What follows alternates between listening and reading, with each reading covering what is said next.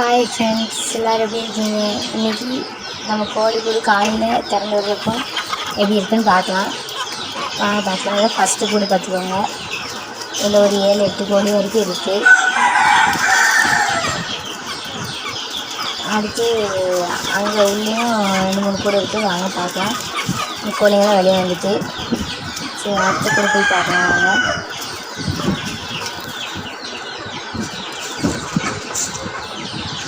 Next கூட நம்ம பார்க்க போகிறோம்.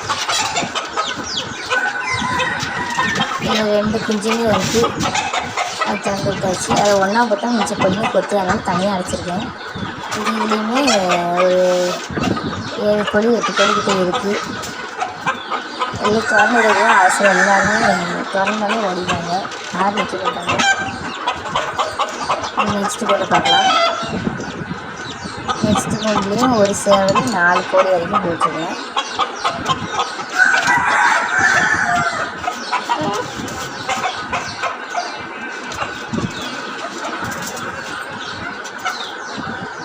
இந்த சேவலுக்கு கயிறு கட்டினது என்ன காரணம்னா, இந்த சேவல் கட்டினாலும் 2 சேவல் இருக்குது. 2 சேவல் மாற்றி சண்டை போடுது.